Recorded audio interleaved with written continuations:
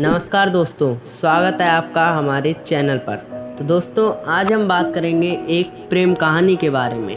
जी हाँ दोस्तों, एक लव स्टोरी, राजा दुष्यंत और शकुंतला की लव स्टोरी के बारे में। तो चलिए दोस्तों, शुरू करते हैं अपनी इस वीडियो को।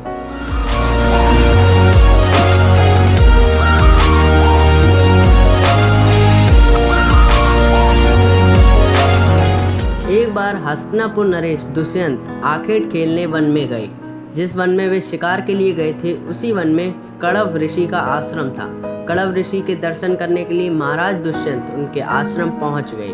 पुकार लगाने पर एक अति सुंदर कन्या ने आश्रम से निकलकर कहा, हे राजन, महर्षि तो तीर्थ यात्रा पर गए हैं, किंतु आपका इस आश्रम में स्वागत है। उस कन्या को देखकर महाराज दुष्यंत ने पूछा, बालिके, आप कौन हैं? बालिका ने कहा, मेरा नाम शकुंतला है और मैं कण्व ऋषि की पुत्री हूँ। उस कन्या के बात सुनकर महाराज दुष्यंत आश्चर्यचकित होकर बोले, महर्षि तो अजन्म ब्रह्मचारी हैं, फिर आप उनकी पुत्री कैसे हुई? उनके इस प्रश्न के उत्तर में शकुंतला ने कहा, वास्तव में मेरे माता पिता मेनका और विश्वामित्र हैं। मेरे माता ने मेरे जन्म होते ही मुझे वन में छोड़ दिया था, जहाँ पर शकुंतक नाम पक्षी ने मेरी रक्षा की, इसलिए मेरा नाम शकुंतला पड़ा। उसके बाद कण्व ऋषि की दृष्टि मुझ पर पड़ी और वे मुझे अपने आश्रम में ले आए।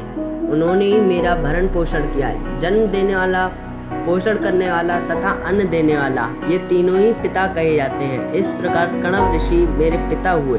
शकुंतला के वचनों को सुनकर महाराज दुष्यंत ने कहा, शकुंतले, तुम क्षत्रिय कन्या हो। तुम्हारे सौंदर्य को देखकर मैं अपने हृदय तुम पर अर्पित कर चुका हूँ। यदि तुम्हें किसी प्रकार की आपत्ति ना हो तो मैं तुमसे विवाह करना चाहता हूँ। शकुंतला भी महाराज दुष्यंत पर मोहित हो चुकी थी, अतः उसने अपनी स्वीकृति प्रदान कर दी। दोनों ने गंधर्व विवाह कर लिया। कुछ काल महाराज दुष्यंत ने शकुंतला के साथ विहार करते हुए वन में ही व्यतीत किया। फिर एक दिन वे शकुंतला से बोले, प्रिय, मुझे अब अपना राज्यकार्य देखने के लिए हस्तिनापुर प्रस्थान करना होगा। महर्षि कण्व के तीर्थ यात्रा से लौट आने पर मैं तुम्हें यहाँ से विदा कराकर अपने राजभवन में ले जाऊंगा।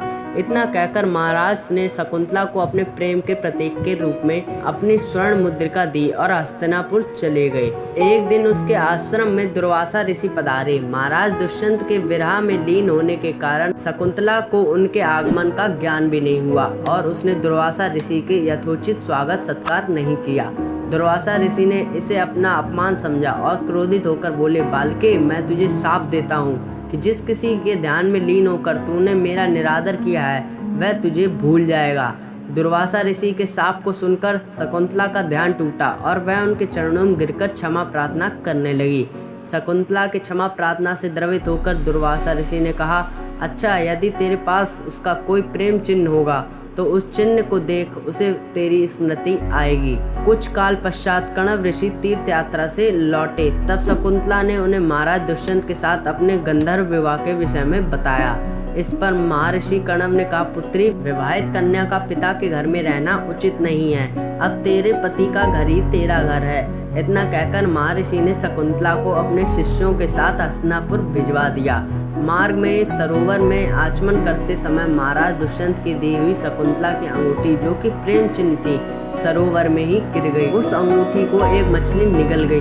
महाराज दुष्यंत के पास पहुंचकर कण्व ऋषि के शिष्यों ने शकुंतला को उनके सामने खड़ी करके कहा, महाराज, शकुंतला आपकी पत्नी है, आप इसे स्वीकार करें। महाराज तो दुर्वासा ऋषि के शाप के कारण शकुंतला को विस्मृत कर चुके थे, अतः उन्होंने शकुंतला को स्वीकार नहीं किया और उस पर उल्टा होने का लांछन लगाने लगे। शकुंतला का अपमान होते ही आकाश में जोरों की बिजली कड़क उठी और सबके सामने उसकी माता मेनका उसे उठा ले गई। जिस मछली ने शकुंतला की अंगूठी को निगल लिया था, एक दिन वह एक मछुआरे के जाल में आ फंसी। जब मछुआरे ने उसे काटा तो उसके पेट अंगूठी निकली। मछुआरे ने उस अंगूठी को महाराज दुष्यंत के पास भेंट के रूप में भेज दिया। अंगूठी को देखते ही महाराज को शकुंतला का स्मरण हुआ और वे अपने कृत और पश्चाताप करने लगे। महाराज ने शकुंतला को बहुत ढूंढवाया, किंतु उसका पता नहीं चला। कुछ दिनों बाद देवराज इंद्र के निमंत्रण पाकर देवासुर संग्राम में उनकी सहायता करने के लिए महाराज दुष्यंत इंद्र की नगरी अमरावती गए। संग्राम में विजय प्राप्त करने के पश्चात जब वे आकाश मार्ग से हस्तिनापुर लौट रहे थे तो मार्ग में उन्हें कश्यप ऋषि का आश्रम दृष्टिगत हुआ। उनके दर्शनों के लिए वे वहां रुक गए। आश्रम में एक सुंदर बालक एक भयानक सिंह के साथ खेल रहा था। मेनका ने शकुंतला को कश्यप ऋषि के पास लाकर छोड़ा था तथा वह बालक शकुंतला का ही पुत्र था। उस बालक को देखकर महाराज के हृदय में प्रेम की भावना उमड़ पड़ी। वे उसे गोद उठाने के लिए आगे बढ़े तो शकुंतला की सखी चिल्ला उठी, हे भद्र पुरुष, आप इस बालक को ना छुए, अन्यथा उसकी भुजा में बंधा काला डोरा सांप बनकर आपको डस लेगा। यह सुनकर भी दुष्यंत स्वयं को ना रोक सके और बालक को अपने गोद में उठा लिया। अब सखी ने आश्चर्य से देखा कि बालक की भुजा में बंधा काला गंडा पृथ्वी पर गिर गया है। सखी को ज्ञात था कि बालक को जब कभी भी उसका पिता अपने गोद में लेगा वह काला डोरा पृथ्वी पर गिर जाएगा।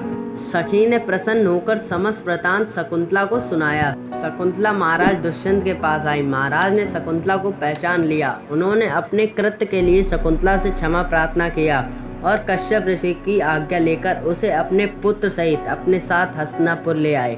महाराज दुष्यंत और शकुंतला के उस पुत्र का नाम भरत था। बाद में वे भरत महान प्रतापी सम्राट बने। उन्हीं के नाम पर हमारे देश का नाम भारत पड़ा। तो धन्यवाद दोस्तों। अगर आपको हमारी वीडियो अच्छी लगी हो तो वीडियो को लाइक शेयर करना मत भूलना और कमेंट करके बताओ कि कैसी लगी आपको हमारी ये प्रेम कहानी। और अगर अभी तक हमारे चैनल को सब्सक्राइब नहीं किया है तो सब्सक्राइब कर दो।